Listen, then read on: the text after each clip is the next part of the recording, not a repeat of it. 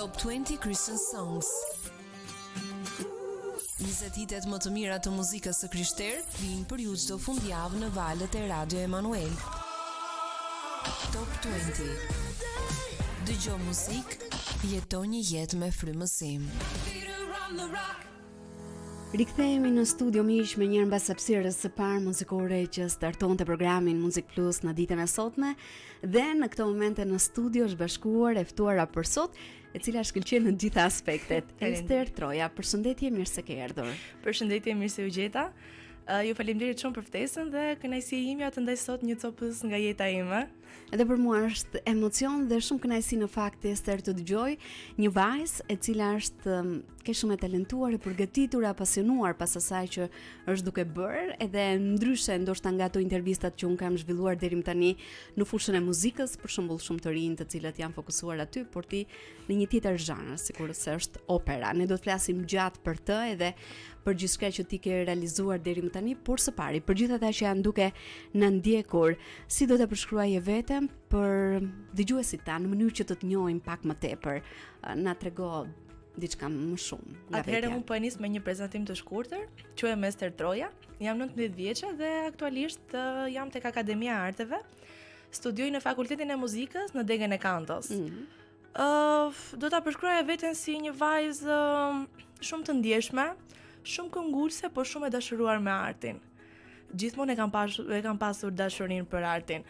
Muzika nuk është vetëm profesioni im, por mënyra ime për të shprehur ndjenjat që un kam brenda vetes, emocionet, të komunikoj me publikun dhe t'ju shpreh atyre gjithë dashurinë që un kam për artin. Por që jam në fillim të hapave të mia, po je ende shumë e vogël. Jam akoma shumë e vogël, po. Edhe duke mësuar, do të thënë, mësoj çdo ditë, çdo gjë të re për sa i përket artit, dhe po mundohem të jap më të mirë nga vetja që më vonë të arrijë skenat e mëdha të botës. Edhe pse jo. Dhe të uroj shumë suksese. Faleminderit. Në çfarë faze je momentalisht? Ti studion në Tiranë? Po, unë jam në vitin e dytë bachelor. Studioj në Tiranë për opera, por që krahas operës unë merrem dhe me muzikën e lehtë gjithashtu. Domethënë kam marrë pjesë në shumë koncerte të ndryshme. Kur e ke zbuluar për herë të parë pasionin për muzikën, por dhe për operan? Për herë të parë pasionin për muzikën e kam ndier që e vogël. Domethënë filloja këndoja në shtëpi. Muzika ishte gjatë gjithë kohës me mua nga mëngjesi deri në darkë. Dhe më kujtoi gjithmonë këndoja nëpër cepat e shtëpisë. Ishte përditshmëria ime. Muzikën e kam nisur, domethënë un kam dhe babain tim, e kam violinist, dhe babai ka qenë shtysa më e madhe që unë të vazhdoja muzikën. Kam filluar me festivalet e fëmijëve, që në moshë të vogël, duke vazhduar pastaj me koncertet që zhvillonte bashkia, me koncertet e teatrit të Andon Zako Çajupi dhe të Qendrës të Artit dhe Kulturës. Kam marrë pjesë në shumë opera. Do veçoja operën Rozafa, e cila debutimi për herë të parë është bërë tek salla e Akademisë së Arteve. Gjithashtu edhe operetën Agimi, e cila ishte me regji të Inva Mulës. Ndërsa opera erdhi pak më vonë. Po, për cilën ne do të flasim në minutat në vijim. A ke parë veten ndonjëherë si violiniste, meqense babai yt ka qenë aty? Ka dashur ai ndoshta që ti të ndiqnje rrugën e tij? Nuk e di. Unë për veten time nuk e kam ndjekur violinën. Okej, di t'i bie disa pjesëve të vogla, por unë gjithmonë kam nisur me këndim. Nuk është se jam shtyr drejt violinës. Po dhe babi pastaj e pa që unë priresha më shumë për të kënduar dhe nuk e vazhdoj më. Po. Domethënë të më fuste në shkollë për violinë. Kush kanë qenë ata persona që të kanë mbështetur gjithmonë, të kanë inkurajuar që të vazhdoje talentin tënd? Padyshim familja, kanë qenë të parët dhe kur unë kam pasur pasiguritë e mia, kam pasur dyshime tek vetja ime. Dhe ata më kanë shtyr gjithmonë që unë të shkoj sa më shumë, të aktivizohem në për koncerte, në për produksione të ndryshme, po gjithashtu dhe pedagogët e mi, dhe të veçoja zysh Linda Kazanin, e cila ka qenë pedagogja ime e parë në akademi, dhe është i vetmi person që mua më ka dhënë nuk e di, domethënë unë nga ajo frymëzohem jashtëzakonisht shumë. Dhe është ajo pedagoge e cila ta bën jetën akoma dhe më të bukur duke të treguar se sa opera vlen në jetën tënde, duke të treguar se arti është gjithçka që ti ke dhe gjithçka që ti do t'japësh në të ardhmen. Gjithashtu momentalisht jam dhe me profesor Kastriot Tushën, pasi zysha ime është larguar në Vjenë, dhe profesori është një pedagog i shkëlqyer, shumë i mirë dhe këshillat që jep janë shumë të vlefshme për jetën. Patjetër, edhe nga gjithë eksperienca e tyre është shumë e pasur. Ester, ne pas pak do të flasim për rolin tënd kryesor në opera, edhe për një pjesë shumë të veçantë që ti ke realizuar, por mund të ndash ndoshta me dëgjuesit më tepër nga ato momentet më të veçanta që të kanë shoqëruar në qytetin e Korçës, por edhe për ti, ku ti ke performuar qoftë në muzikë, por edhe në pjesë të tjera. Shiko, unë kam marrë pjesë në shumë koncerte të cilat janë realizuar, por do veçoja koncerte të cilat zhvillohen në pjesën e festave të fundvitit. Aty është një, domethënë, kalendari është plot gjatë gjithë kohës dhe ne jemi aty për të dhënë shfaqje për çdo ndjekës të qytetit të Korçës. Do të veçoja koret a kapela të cilat ne kemi një 3 vjeçarin e fundit që i zhvillojmë vit për vit. Është bërë tashmë një traditë. Është bërë traditë tek ne, po. Gjithashtu edhe koncertin e Rin Live, i cili u vu për herë të parë këtë vit në dhjetor, një ndjesi shumë e bukur, shumë emocion, duke parë të rinjt të interpretojnë në skenë, të shfaqin talentin e tyre. Gjithashtu edhe kori Z+, edhe ai u vu për herë të parë këtë vit, me fëmijë nga gjimnazet e ndryshme të Korçës, e cila ishte një mrekulli, sepse të shikoje që kishte aq shumë fëmijë që kishin talent për muzikë, thjesht ti çuditej në momentin që ata vinin, mësonin këngët dhe interpretonin, ishin komplet pa emocione, domethënë fëmijë pa komplekse. Kjo gjë pozitive. Ishte shumë pozitive dhe unë gëzohesha shumë që shikoja shumë të rinj që merreshin me muzikë dhe kishin shumë dëshirë të vinin dhe ta shpalosnin talentin e tyre. Ndonjë moment të veçantë që vërtet të ka rritur në atë që ti je duke realizuar në aspektin profesional, nëse mund ta quajmë kështu. Moment të veçantë, unë nga që jam edhe më shumë e fokusuar nga operat, koncertet klasike janë më të prirura, domethënë kam më shumë emocion për mua. Por do veçoja dhe një koncert që unë e kam zhvilluar me aktoren Eva Alikaj, ku ka qenë një masterclass, domethënë shfaqja quhej masterclass me Maria Callas. Eva luante rolin e Marias, ndërkohë që shfaqja fliste për pedagogën, fliste për jetën e Maria Callas, se si ajo ka bërë debutimet e saj, domethënë jetën që ka zhvilluar me operën.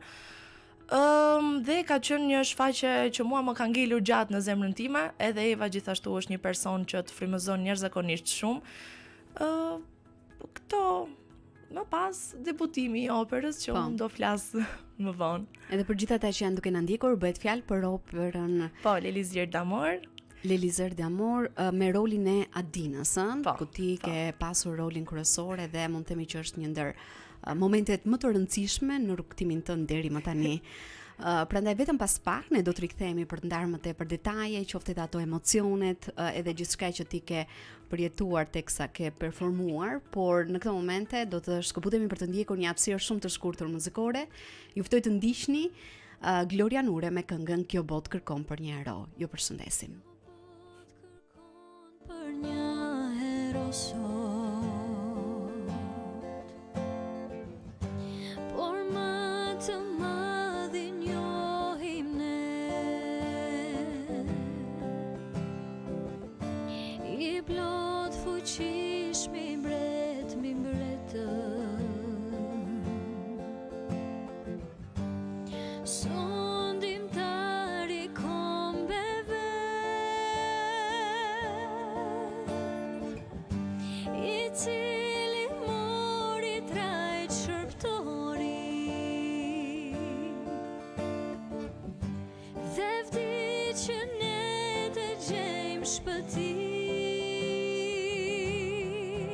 Ne shpallim qartë, thërasim meset lartë, ai është kampioni, fitimtar. Ne shpallim si mezet lart, ai është kampioni, fitimtar. I plot fuqishmi është heroi, nga zgjedhje vdekjes na çliro. Me Jezusin e s'kemi frikë më. Djalli ikën para ti, drita e ti do shtrisë mbi konde, me shtatresi e do të vi, ne shpalim qartë, thëra si mezet lart, ai është kampioni, fitimtar. Ne shpalim qartë, thëra si mezet lart, ai është kampioni, fitimtar. Ai është kampioni, fitimtar.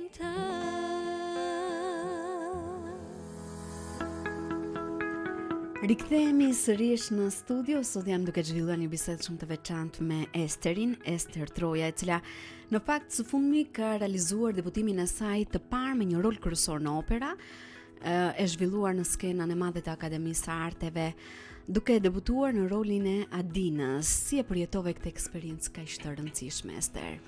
Ka qenë një nga emocionet më të bukura dhe më intensive që kam përjetuar ndonjëherë. Debutimi si Adina ishte një përgjegjësi shumë e madhe për mua, por dhe një ëndër e realizuar.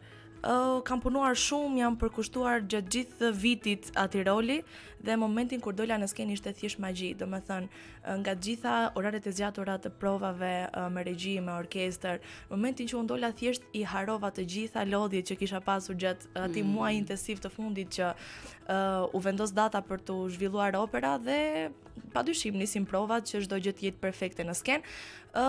I harova totalisht të gjitha dhe thjesht e kam shijuar me sa kam pasur mundësi, gjithçka, muzikën, korin, përgjigjet me studentët, me shok-shoqe që unë i kisha të mit aty, qeshja gjatë gjithë kohës, mundoja të jepja maksimumin tim dhe kjo gjë ndodhi. Isha shumë e lumtur për atë rol. Për gjithë ata që janë duke na ndjekur, mund të ndash pak më tepër detaje nga kjo operë, qoftë edhe për sa i përket mesazhit, për mbajtjes së saj. Po, atëherë Elizir d'Amor është një operë e kompozuar nga kompozitori Gaetano Donizetti. Është një kompozitor romantik i cili ka zhvilluar ka kompozuar shumë opera të tjera të bukura. Elizir d'Amor është një opera e cila si histori jepet në veri të Spanjës, ku në thelb historinë e saj ka personazhet kryesore është Adina dhe Nemorino. Nemorino është një djalë i varfër i asaj zone, ku është i dashuruar pas Adinës. Adina, një vajzë e bukur e zgjuar, shumë e edukuar, e arsimuar gjithashtu. Dashurohet me Nemorinon, por si të thuash i bën pak lajka, e bën që t'i vi mbas vetes, sepse nuk ja tregon direkt ndjenjat që ka për të. Dhe Nemorino i shkret, i vjen vërdall, bën të pamundurën që ajo të dashurohet me të.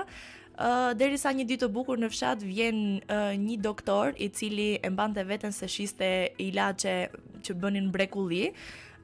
Doktori quhej Dulcamara, dhe një ditë të bukur i mbledh të gjithë banorët e fshatit aty, dhe domethënë ilaçi kushtonte. Nemorino, duke i qenë se ishte njeri i varfër dhe nuk kishte para në xhep, mundohet nga do, domethënë me interpretimet e tija që ta bënte doktorin për vete, dhe doktori arriti ja dha atë eliksirin magjik.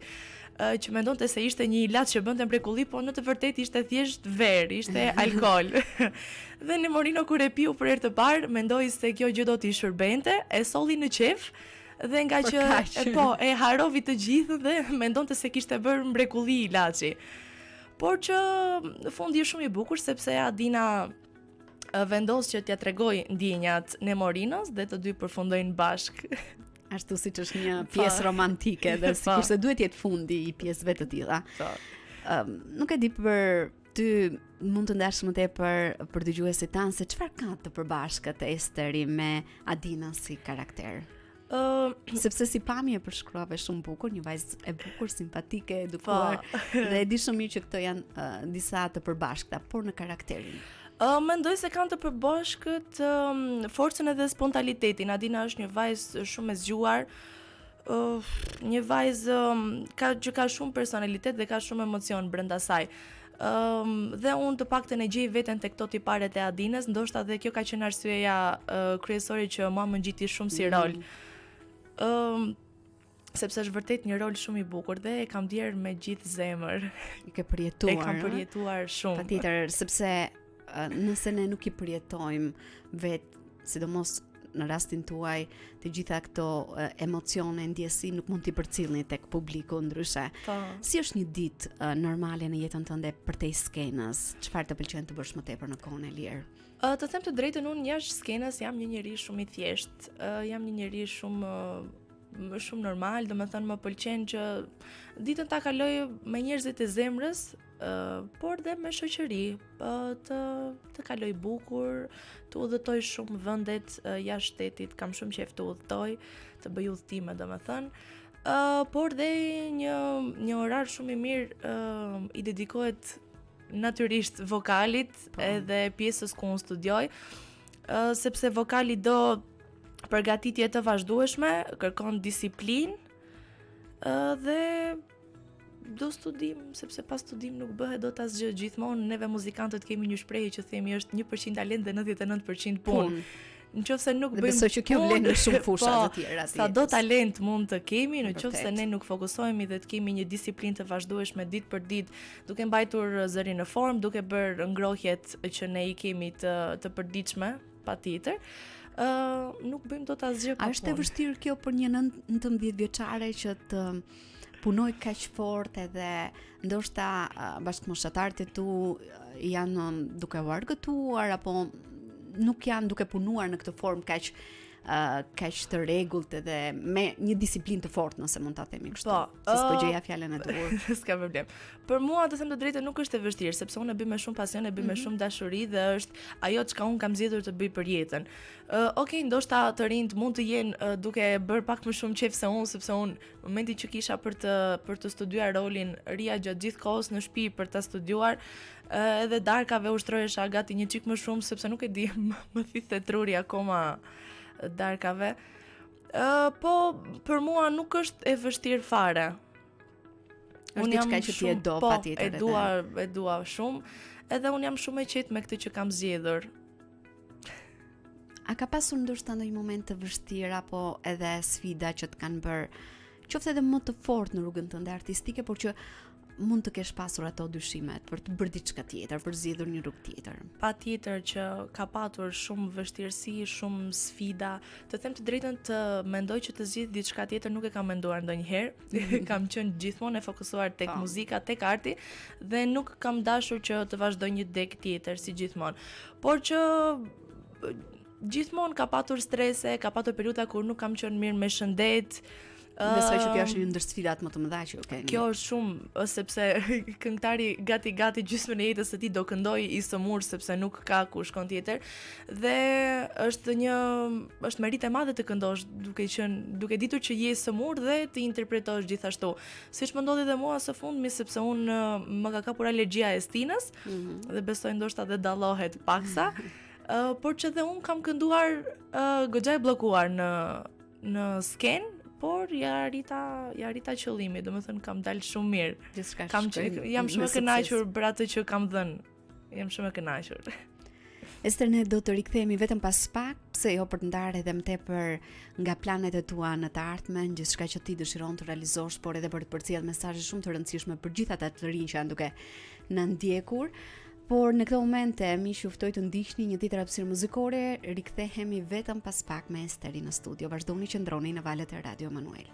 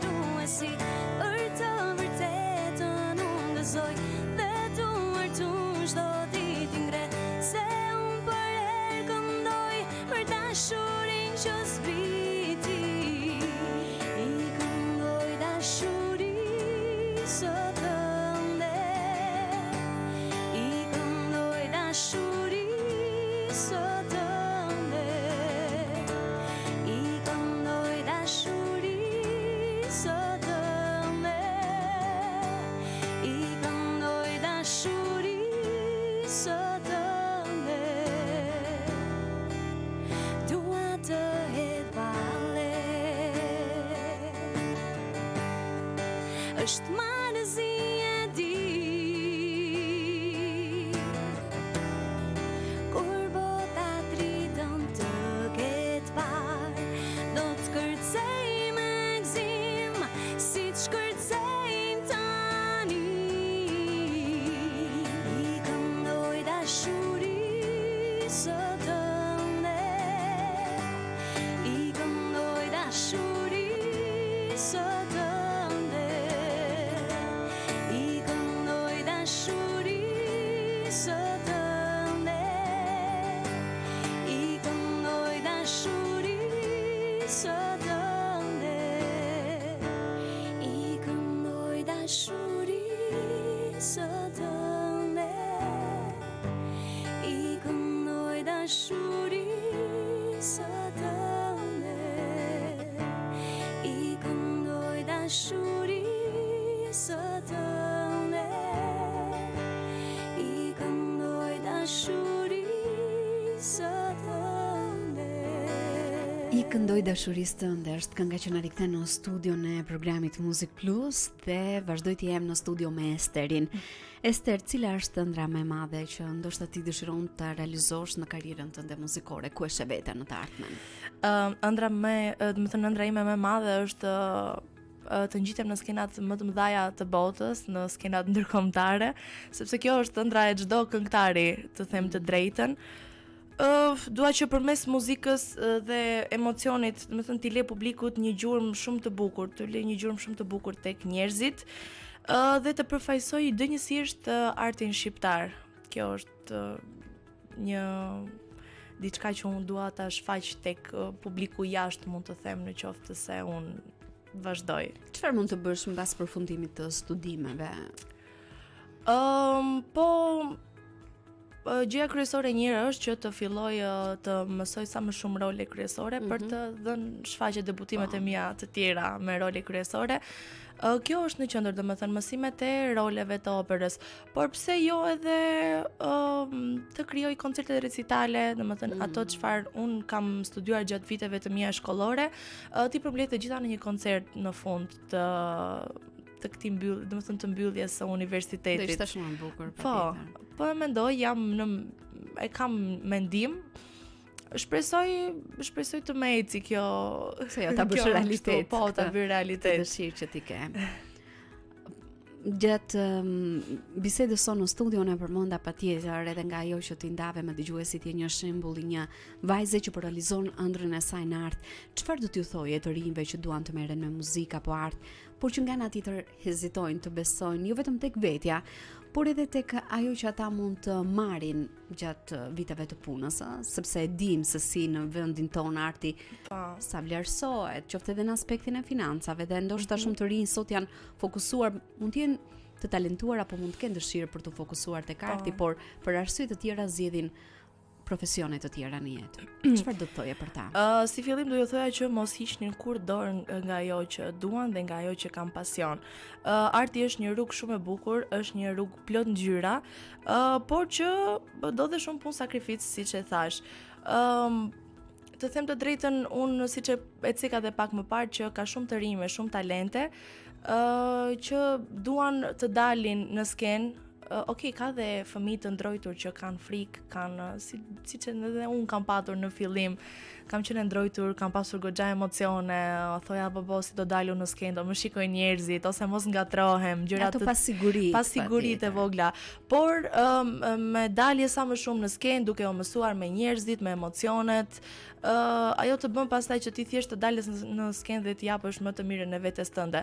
Dhe unë këtë gjë ju them të rinjve, të angazhohen sa më shumë me koncertet që bashkia zhvillon për ta, dhe në shkollë, në momentin që vjen një pedagog dhe ka si synim kryesor të zhvillojë një koncert, ndaç kor me fëmijë ose një koncerte të ndryshme që bëhen, të angazhohen sa më shumë, të shkojnë t'i thonë, shiko se unë kam besim tek vetja, mendoj se unë mund të këndoj, thjesht dhe për t'i provuar, thjesht ta provoj një herë shansin e tyre, sepse nga ato pasigurit që mund të kesh, ti mund të jesh një talent që je i pasbuluar, dhe nëse ti shkon dhe këmbgul që dikush, një pedagog të dëgjoj dhe të thot në fund të ditës që shiko se ti vlen, ai mund të marrë dhe të çojë në shumë vende të ndryshme, ty mund të hap shumë rrugë. Ndryshon, mund të themi totalisht mënyrën se si jeta e konceptojmë. Jetën, por edhe atë që duam të realizojmë. Ndërkohë që ti mund të mendosh se shikoj se un kam frikë, nuk e bëj dot këtë gjë ose jo. Ndërkohë nga ana tjetër ti mund të kesh një rrugë shumë të mbushur me koncerte, me gjëra plot. Dhe unë mendoj që kjo që ti je duke thënë vlen për çdo fushë. Patjetër shumë e rëndësishme në art, në muzikë, sepse ti ke përballë një publik edhe ato emocionet janë gjithmonë aty. Jam e sigurt që të shoqërojnë në çdo dalje, pavarësisht se si ti ke dalë dhe je mësuar, por që di ti menaxhosh më mirë me eksperiencën. Të them të drejtën, unë përpara se të dal në shfaqje prihem komplet. Thjesht më kap një lloj emocioni që unë nuk e shpjegoj dot. Thjesht dridhem, kam shumë frikë dhe më thon, po çka ke ti, se ti je shumë e mirë, ti del, nuk do t'ja dish fare. Dhe ju them, hajt se kështu e kam mund. Domethënë në fillim, para se të hyj në përshfaqje, para se të dal në skenë, dua që të ri vet, të qetësohem, të mbushem me frymë, të mendoj atë që kam për të bërë, dhe pastaj kur dal në skenë është sikur s'kam patur emocion fare. Më thon thjesht dal, këndoj dhe njerëzit çuditën pastaj.